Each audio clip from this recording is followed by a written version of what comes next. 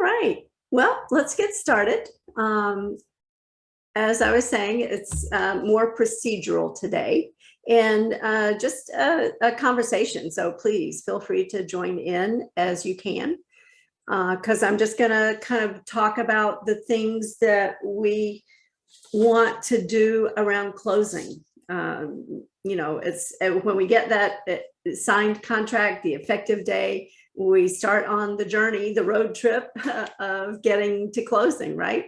And there are some things that we need to do along the way, and specifically some things that are pretty related to the closing itself. So that's what we're talking about. And I will share my screen so that we can look at the contract together. And there it is. This is the as is. And the first thing, just kind of a general comment, is you want to make sure that you are tracking all of those critical dates. You know, we've had some classes on the critical dates. I put on the calendar to have one next month because I tend to get a lot of questions about those dates. So that's the process that you've been following all along, tracking those dates to make sure that all of the contingencies have been met. And that's the first point that I have on my notes here, to make sure that the contingencies have been fulfilled or waived. And those contingencies include the ones that are in the contract directly and the ones that you may have added on via certain addenda. And that could include contingency for the sale of the buyer's property, contingency for appraisal issues, the backup offer contingency, the post-closing occupancy, the pre-closing occupancy. Those are forms of contingencies. Approval by the buyer's attorney or by the seller's attorney. All of those things, you want to make sure that they have, as I said, either been fulfilled or they've been waived in some way, so that as you get to closing, you don't have any of those loose ends, those unfulfilled contingencies that have not somehow expired by virtue of the contingency period. So does that make sense? How you want to make sure that all of those things, you don't want to get to, a couple of days before closing and then suddenly realize, oh my gosh, we still have a contingency out there that has not been addressed. Absolutely, that makes sense. Yeah, thank you. And then I want to talk about some specific contingencies because they tend to be big ones. And the first one I want to talk about is in paragraph 8B, the financing contingency. And as we know, with this new form of contract, now the appraisal is part of loan approval. And I had a question from someone earlier today about that, and they had not yet reached the end of the loan approval, although it is expiring on Monday, and they just received notice that the appraisal is going to occur in April. So obviously the appraisal is going to be outside the loan approval period. Now what happens? Do we extend the loan approval period? Do we do all of those things? Or, can the buyer say, I didn't get loan approval, I'm not going to get loan approval, and I'm going to terminate the contract? So, all kinds of things there that get triggered by that particular contingency, and add to the fact that the closing is supposed to take place next week. So, you want to make sure that the financing contingency is fulfilled or somehow waived. And that also brings up the requirement for the notices. We know that before the end of the loan approval period, the buyer must give one of 3 notices. And this really is the same as it was in the previous version of the contract. It's stated a little bit differently, but the effect is the same. There are 3 possible notices. The buyer can say, I got loan approval and we're going to proceed with the contract. The buyer can say, I didn't get loan approval, however, I feel really good about it and we're going to proceed with the contract. The third option is the buyer can say, I didn't get loan approval and I'm terminating the contract. So long as the buyer gives one of those notices within the loan approval period, everything is good. And if the buyer decides to terminate, then the buyer would get the escrow back. Now, if the buyer doesn't give one of those 3 notices, then the seller has the option to terminate the contract within 3 days after the end of the loan approval period. So that's one of those big things that you want to make sure you have tracked and met that obligation on behalf of the buyer.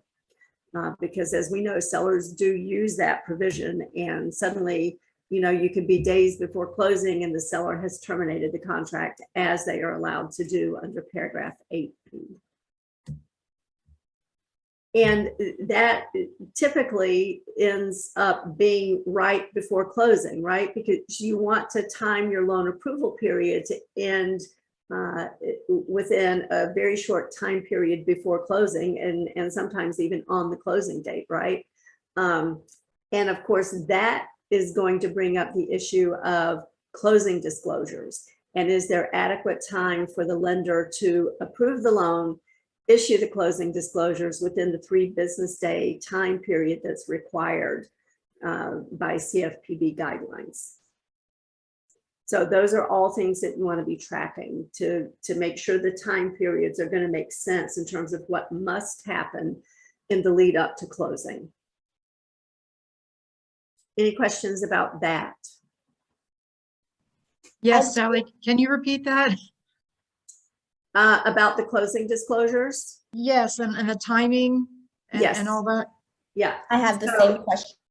Okay, yes, absolutely. So CFPB guidelines, RESPA, require that the lender must issue the closing disclosure not less than 3 business days before closing. And so, obviously they can't do that until they get loan approval. And once they get loan approval, then they're in a position to issue the closing disclosure. So you want to kind of extrapolate backwards from the closing date to say, okay, if the lender needs 3 business days before closing, then what is the last day on which the lender could issue the closing disclosure and still comply with that 3 business day rule? So you count backwards from that. And then you say, okay, well, this is the last day the lender has to get it out on time. Otherwise, we're going to need to extend closing. So then you want to count backwards from there and say, okay, well, the lender can get the loan approval on this date, but they may not immediately issue the closing disclosure, right? They just have loan approval. So they may need a day or 2 in there to be able to issue the closing disclosure. So when you count backward in that way, then you come up with a reasonable time period for when the loan approval period should end, in order to allow the lender to do what they need to do and then get to closing on time. Does that make sense? Yes. And with that, I just wanted to, and then this is when 8A, B, 1 or 2 would go into effect at those 3 days before the closing, or would it be after the closing disclosure is sent out So to notify the seller? if I'm understanding you correctly, the 3 days for the seller to terminate the contract, is that what you're asking about? Yes, or for the buyer to acknowledge that yes, the loan was approved. Okay. Okay. So yeah, I mean, the buyer needs to send that notice before the end of the loan approval period. And so once they receive that notice, they should immediately contact, send notice to the listing agent. So really, as the buyer's agent, you're going to be the one who's sending the notice, right? And you could say the buyer has asked me to inform you that they have loan approval, or they've asked me to inform you they don't have loan approval and they're moving forward, or third option, they don't have loan approval and we're terminating the contract, and here's the release and cancellation, right? Right. Yeah, and so assuming Very that the important notice point. is that the lender gave approval and the buyer gives notice that we got loan approval, then the lender would be in a position to begin to issue the closing disclosure within that 3 business day rule for the buyer. Sally, one very important point is if you receive it as the agent directly from the lender, do not send it out Yes. without the permission. Yes, absolutely. The notice from the lender does not count.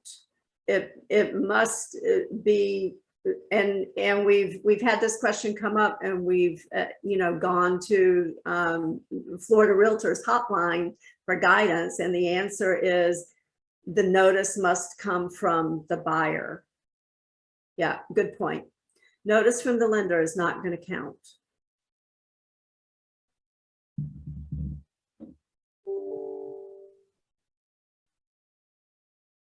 Yeah, so that's how the approval, the loan approval contingency works. Now, in Sallie? this, yes, It's okay to go more days, right? So like you need 3 days yeah, for the one, and then you need a couple days for the other thing. But if you do like 7 to 10 days, would you, I mean, is that like crazy, or just to make sure that you have enough time, or it is crazy? I mean, you can, but here's the trick. You want the loan approval period to end close enough to the closing date so that things don't change, right? Right. Because the farther away from closing the closing disclosure is issued, then the more likely it is that things are going to change numbers.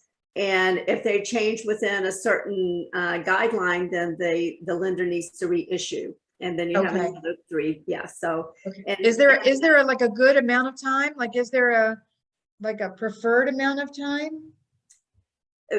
really not, because it depends on so many other factors. Okay. If there is a contingency for the sale of the buyer's property, then, the addendum says that if it doesn't close by the specified date, then within 3 days after that, the buyer has the right to terminate the contract. So, that would say to me that needs to happen 3 days before closing. And so a lot of moving parts here, right? So it could Right. be, coinciding with the time when the closing disclosure comes out, and suddenly we realize that, the house didn't sell and the buyer is going to terminate. There all kinds of things could happen. So there really is no hard and fast rule, because there's so many, as I said, so many moving parts to this. Okay, thank you. Yes, you're welcome. And so that gets us back to paragraph 5, extension of the closing date. Because that 3 business day rule, it cannot be waived.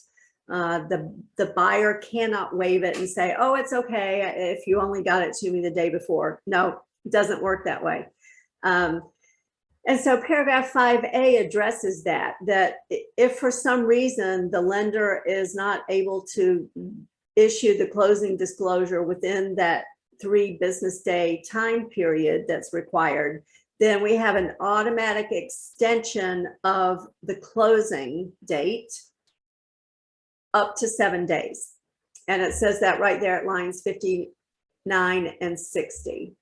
And it says that it's to satisfy CFPB requirements. So it's not just that we don't have loan approval yet, and so by extension, we don't have the closing disclosure, right? No, it's specifically because the lender has not been able to meet that 3-day time requirement, 3 business day time requirement. And for purposes of CFPB compliance, Saturday counts as a business day. Typically under our contract, we don't count weekends as a business day, but for CFPB requirements, they do count Saturday as a business day. Can I ask a question really quick, just to Yes. double confirm? I'm a new agent. So in this case, the appraisal inspection, or the appraisal was not ordered or was not able to be facilitated as soon as expected for the buyers. So the lender pushed the closing date back, which also extends that loan approval period, correct? No, not necessarily. Okay, No. Okay. And that's a good point, because sometimes people will extend the closing date, but they don't also extend the loan approval period. So if that's happening, you want to extend both. okay. And the appraisal is a part of that loan approval. It is, yes, it Okay. is part of the loan approval. However, if you don't extend the loan approval period, it doesn't matter. It doesn't extend automatically. Thank you. I'm very happy that I asked that question. I almost thought it was silly. Thank No, it's you. not silly at all. Okay, yeah, I mean, these are little picky things, and yet they can make the difference in the successful closing. So we like to pay attention to the details, right? Because as we know, and sometimes we've learned the hard way, words do matter. All right, so while we're here, let's talk about paragraph 6, because this is something that is going to be around the time of closing. So two reasons. The first reason is in paragraph 6B, if we have tenants who are occupying the property, and they will continue to occupy the property post-closing. So we have a lease in place for a term of years, and the lease period extends beyond the closing date. So the tenants are going to stay in place. That's the scenario we have. And we know paragraph 6B says that the seller will provide a copy of the lease to the buyer within 5 days after the effective date of the contract. And then the buyer has the opportunity to review that lease and decide that they like it or they don't like it. And then within 5 days after they get it, they have the opportunity to terminate the contract on that basis. And then you'll see here at, let's see, line 80, where it says, starting at 79, estoppel letters and seller's affidavit shall be provided pursuant to standard D. So let's look at standard D, and this, remember, all of our standards are in paragraph 18. So we're going to look at paragraph 18D, and we're right here where it says lease information. And the reason I'm calling your attention to this is because we're counting backward from the closing date. Most time periods we start counting from the effective date and we count forward. There are a couple of time periods where we start at the closing date and count backward, and this is one of them. So because it pings off of the closing date, that's why we're talking about it.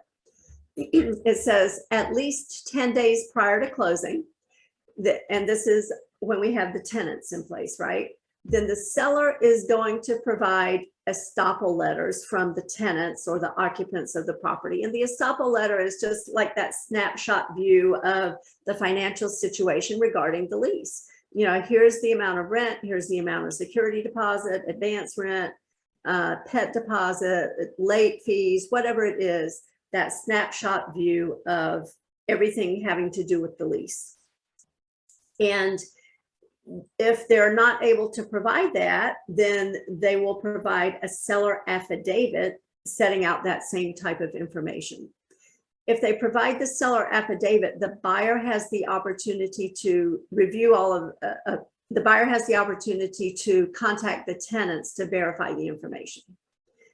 So once the buyer has either the estoppel letters or the seller affidavit, they review that information, kind of compare it to the information that they received early on, and they have 5 days after receipt to decide that it matches what they got earlier or it doesn't match what they got earlier. And if it doesn't match, then they have the opportunity to terminate the contract. And you could potentially be right up there before closing, 5 days before closing, right? And the buyer is terminating the contract. So very important to track that when you have tenants in place. Now, the second thing we want to look at in paragraph 6B is when we have post-closing occupancy by the seller. And you see that that's kind of the heading for paragraph B. And then we're going to look at line 81. It says if the property is intended to be occupied by seller after closing, then we're going to use rider U, post-closing occupancy by seller. And we'll talk about the pre-closing occupancy by buyer when we get there. Oh, shoot. And I forgot to call up the addenda. If you don't mind, just give me 1 second and let me get those addenda for us so that we can look at them.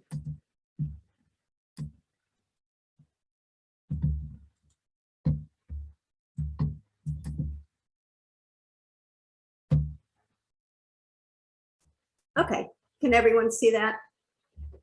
So we're at the pre-closing occupancy by buyer. And this is important because it's going to affect some of the closing procedures, right? So we'll go ahead and look at it. And it says that we're going to do this when we anticipate that the buyer is going to take possession before closing, right? And it says that once the parties enter into that pre-closing occupancy agreement, we're not referring to it as a lease anymore, then we are relieving the seller of certain responsibilities regarding property maintenance and property inspection and repair. Because if the buyer is occupying the property, right, then the seller is not responsible for those things any longer. And this is when the buyer takes possession early. And the buyer is going to take possession and accept the property in the existing condition as of the time of possession. Does that make sense? Okay. So post-closing occupancy by seller. This is one of the things where we're going to count backwards from the closing date. And it says, if we leave it blank, then 10 days prior to closing. My suggestion is if you know this is going to be the case, then negotiate it early on. Don't wait until 10 days prior to closing, because that would not be a fun time to realize that the parties are not going to be able to come to terms on the post-closing occupancy agreement. But this is going to change things as well, right? Because if the seller is continuing to occupy the property, it probably doesn't make sense to have your final walkthrough the day before or the day of closing, right? Because a lot of things can happen post-closing occupancy. So, any questions about this? All right. Now, the next thing on my list that I wanted to talk about is title evidence. So this is in paragraph 9. Paragraph 9C, you see right here at line 155, and it says title evidence insurance. And it says that if it's a financed transaction, then 15 days before closing. And if it's a cash transaction, then it's 5 days before closing. But again, we're counting backwards from closing. Then the buyer is going to get the title evidence, right? And title evidence includes the title insurance commitment and legible copies of all of the documents that are referenced there as exceptions, so that the buyer can see what's going on with title. Does that make sense to everybody? So here's the next part of it. If there are title issues, oh, and we're going to, let's talk about the survey while we're here. At least 5 days before closing, then buyer can get the survey. And there was a survey issue that came up recently. People had questions about it. So you want to make sure you get the survey in a timely fashion. And you'll see why when we get to our standards in paragraph 18. And this is all because it pings off of closing and it affects closing. You want to make sure you have plenty of time to make it happen. And so my suggestion is, even if it is a cash deal, don't wait for 5 days before closing. You want to get that title commitment sooner rather than later. Obviously, you don't want to get it too soon, because what if something happens in the gap, right? But you want to get it in plenty of time for the buyer to review it and be able to take action if necessary. So here is what we're going to do.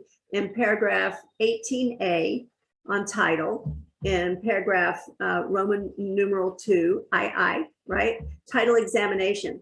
So imagine that we're 15 days before closing, and buyer has 5 days after that to review the title evidence and satisfy themselves as to any title defects. And the paragraph before defines what that means. So the contract is going to tell us what constitutes a title defect, what is not a defect, and basically what the buyer has the right to complain about, right?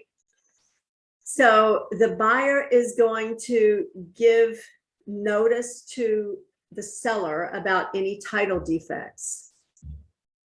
And this is another thing to track. It says that if the title evidence is delivered fewer than 5 days before closing, then the buyer can extend closing up to 5 days so that they can examine and give notice of any title defects. So you see how this affects closing, which is why we're talking about it. If the buyer gives notice to the seller of title defects, the seller has 30 days to cure the defect. And if the seller is not able to cure the defect within that 30-day period, then we have some options. And we're going to start right here at about line 394. The buyer has 5 days after the end of the cure period. So imagine that we got the title evidence 15 days before closing. Buyer reviewed for 5 days, gave notice. So the title cure period is going to begin 10 days before closing. And we have 30 days. So we're already 20 days past closing, right? Now the buyer has 5 days to make a decision. The buyer can say, I don't care about those defects. I don't care about having clear title. I'm just going to take it as is. Or they could say, I'm done with this. Let's terminate the contract. Or they could say, seller, I trust you. I really want this property. I'm going to extend the title cure period for an additional X number of days up to 120 days. So that's the title cure period. And if you see in paragraph B, with regard to survey issues, we're going to treat them in the same way that we treat title defects. And so that's why you want your survey to coincide with your title evidence, so that you can give notice of any defects for both at the same time. And this is just in terms of ease of administration of the contract. Then you can have those cure periods running concurrently rather than having 2 different cure periods running. Does that make sense? So these are all things that you need to kind of monitor with an eye toward closing, because you want to make sure you're getting to closing. And if there are title issues, it can delay it drastically, as you can see by these cure periods. And they do happen. There was something that came up recently, constituted a defect, and the question is, okay, we know about it. Can the buyer terminate? No, the buyer needs to give notice of the defect, and then that automatically triggers the 30-day cure period. Only at the end of the 30-day cure period, if it's still uncured, is the buyer able to terminate the contract. Now, obviously, the parties could mutually agree to terminate, but if the seller doesn't want to and the buyer terminates anyway, then escrow could be at risk.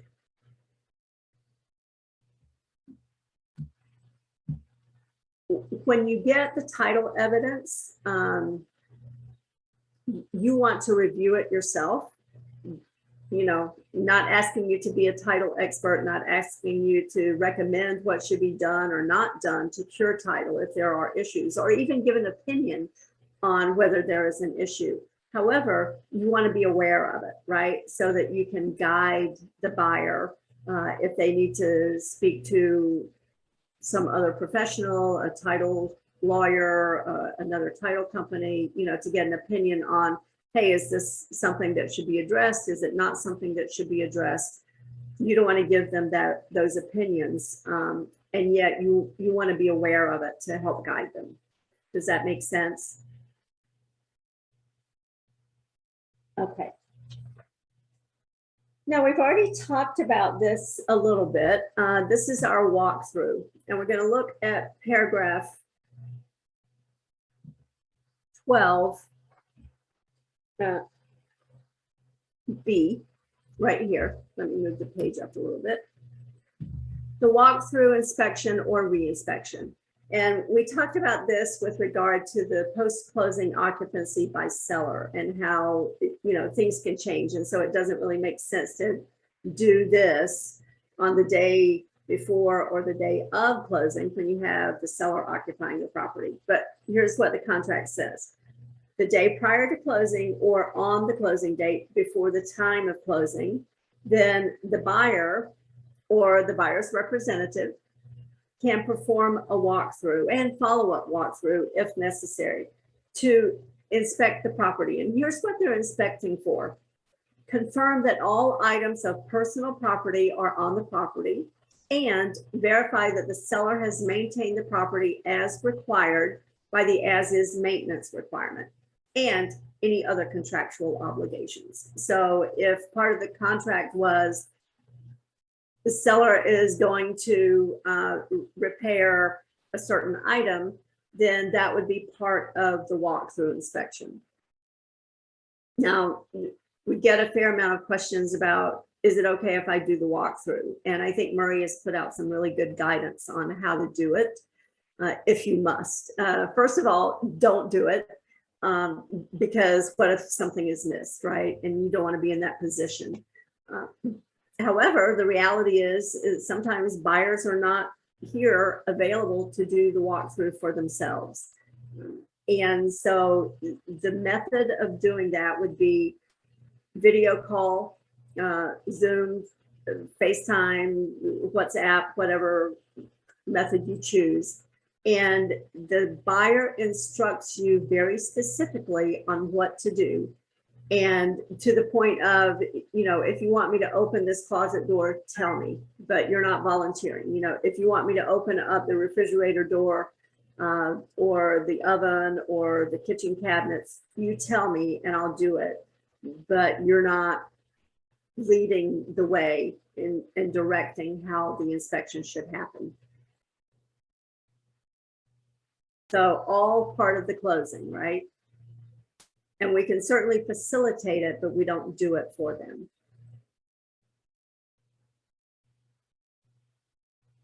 Questions about the walkthrough and the final inspection? Now, as an adjunct to that information, let's go to paragraph 18L.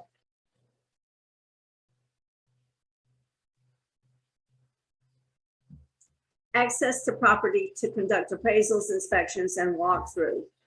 So it says that the seller shall allow access to the property and shall provide utility service. That's an important thing, right? You want to have those things working when you go for that final walkthrough inspection. You've already done the inspection, the buyer's already done the inspection early on, so you know.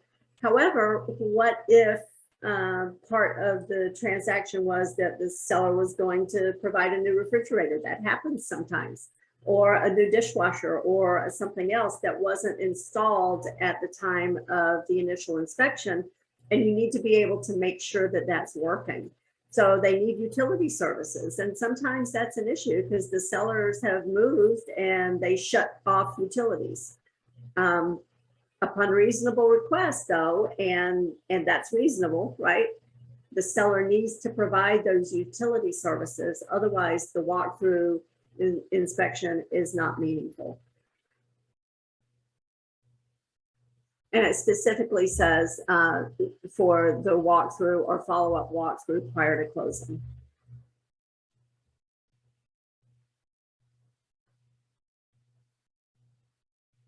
Okay, we already talked about our pre-closing occupancy and our post-closing occupancy. Nope, heard thunder. Hopefully our internet remains stable. So I'm going to stop my share now. The next thing I have on my list is review settlement statements. They're going to get their closing disclosures, and the title company, the closing agent, whether it's a title company or a closing attorney, they're also going to issue settlement statements, right? And so you want to review those. Not that you're going to get into the detail of calculating the prorations and all that kind of stuff, even though you did it in pre-licensing class. But you want to look at all of that just to verify that things are looking the way they should. If you remember from pre-licensing or post-licensing and you've done enough of these transactions, you know what it looks like. And there are times when there are errors. And I hear agents, not all the time, but on a regular enough basis, it's like, oh my gosh, they had the commission wrong. That's certainly something you want to check, right? Those kinds of things. You want to make sure that if there's a referral fee that's being paid directly, it's on there. All of that. If there are any other things that are going to affect the transaction, perhaps there's a seller credit for a certain item. You want to make sure it's on there. If there are closing costs to be paid for one party or the other, those kinds of things. And because you're very familiar with the contract, you're in a fabulous position to be able to look at that and make sure it matches all of the things that are required under the contract. Sometimes maybe there was an addendum that was signed that addresses some of those issues. And for one reason or another, maybe the closing agent didn't pick that up. So take some time to review the settlement statement. Hey, Sally. Yes. Once I was told by another agent that I was supposed to check the, the taxes and stuff, the prorations, but you say no. No. Okay. Because we're not tax professionals, right? And excuse me.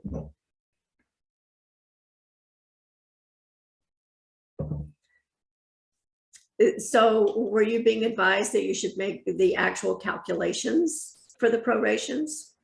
Yeah, I was talking to this person. It was my first closing, and I was just like, oh my gosh, I don't know what I'm supposed to be doing. They said to check this, and I'm like, what am I checking it for, really? I was like, and then it was after the fact, and somebody said, well, yeah, you need to check it carefully. And she mentioned specifically, well, you learned in class how to do, how to calculate the taxes, the proration. And I was like, oh yeah, I know. I remember being taught that, but also told that I would never have to do it.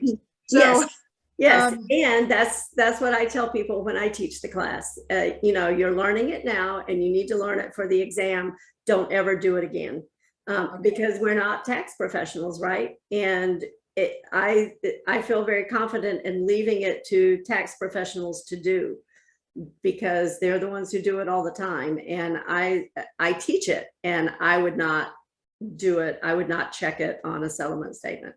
Okay, thank you. Yeah, but that's my opinion. And, obviously somebody else has a different opinion.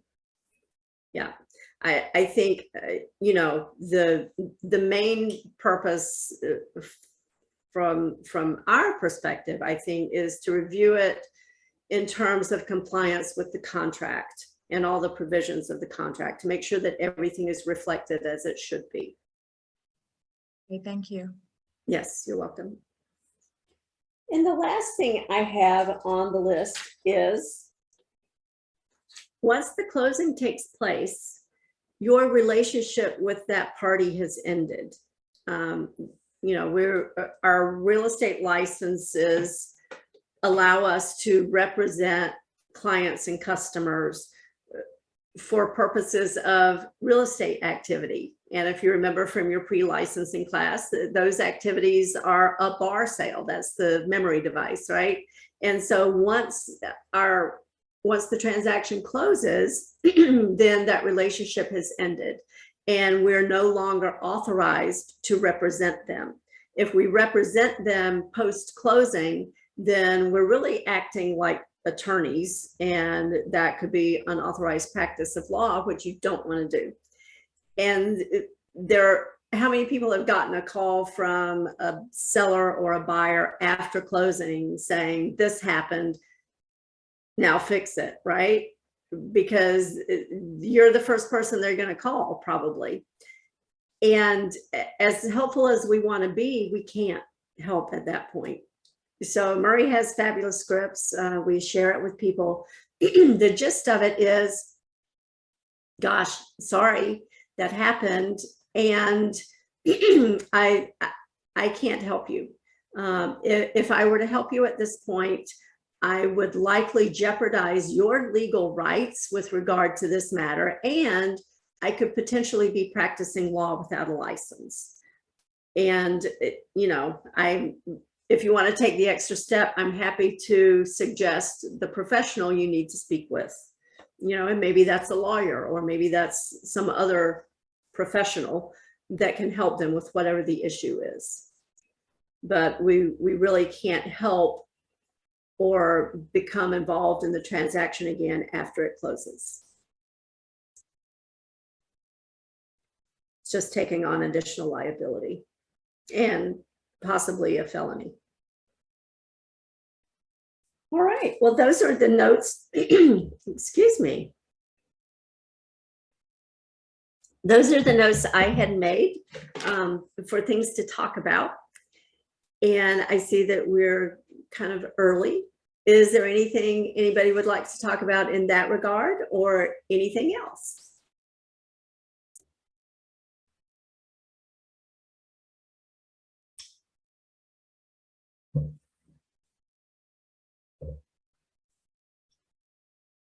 Any questions?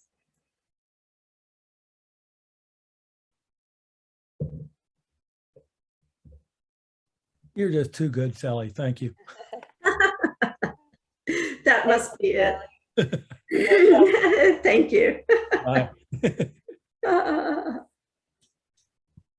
Yeah, I look at the chat. Maybe there's something in there. All good. Oh, awesome. Thank you. Thank you. Thank you, Sallie. Yes, Thank you you're so welcome. much. Oh, I'm sorry. I just saw your comment, David. And I apologize that I'm just now seeing it. I will remember to enlarge it next time so it's easier to see. No problem. Yeah. Awesome. Well, if anybody does have questions, I'm happy to stay. Oh yeah, yeah. Save questions for 5 on Friday. That's good. I like that. Gives me something to do. I think just regarding that comment on the enlarging your document, you can do that on your own screen, Yeah. and you can zoom your own, like not you, Sallie. We can do it on our end. Oh, I just did it because yours wasn't big enough. Oh, So okay. you can zoom it to 150, for example, and that made it right. I think you click on the green thing that shows the share screen thing, and us as attendees, we can actually enlarge it without the host enlarging the documents. Just for everybody to know. Well, that's good to know. Yeah, I've tried that. It wouldn't work. So Okay. Well, I will remember next time to enlarge it or ask if people can read it easily and see if that helps. And then I can enlarge it as I need to. And Sallie, what's 5 on Fridays? Yeah, it doesn't exist, right? All right.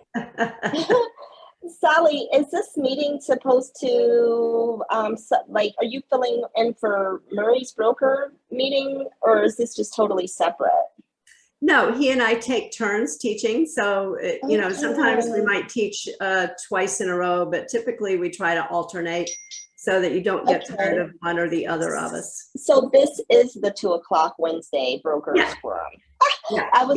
I switched to the old number or the old Zoom. And so I was talking to another agent. She was just kind of hanging out. I'm thinking, I said, when I got booted out, I said, I'm pretty sure Sallie Wagner's class today is the brokers forum. So she must have the old link too. Yeah, well, and so we just want to make it even more complicated for people. So now we have separate links. He has his link that he uses for the classes he teaches. I have this same link that I use for the classes I teach. And this is the link that we were both using previously. So I apologize for Okay. that, but we have our. Okay, I just wanted to make sure I showed up because I was like, I Yeah. did have I had a question for him today about homestead homes. So I was just like, oh, it must start at 3. No, So, no. Can I ask you this question? Sure. It's about if a home is in a homesteaded in Florida. One, can the owner rent it out, and if so, how many times a year? Oh, golly, I am not sure about that. Okay. Yeah, Okay. Yeah. All righty. Thank I you. can tell you that if it's not occupied by the owner, you lose homestead. yeah. If you rented it all, I Googled where it said like up to 3 times a year, and then if it on Airbnb, and then 2 consecutive years if it's just regular rental. But I mean, I couldn't verify Google legal law. Yeah.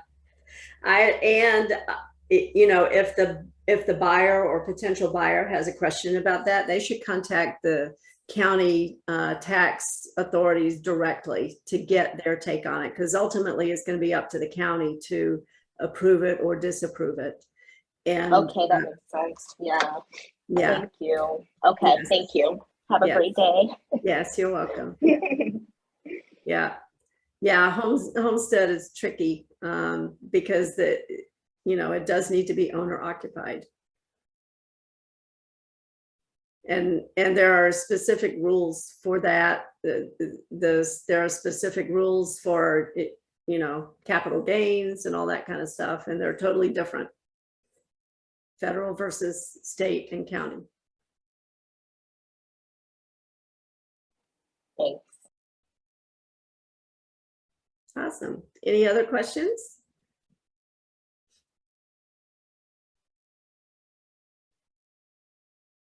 Okay.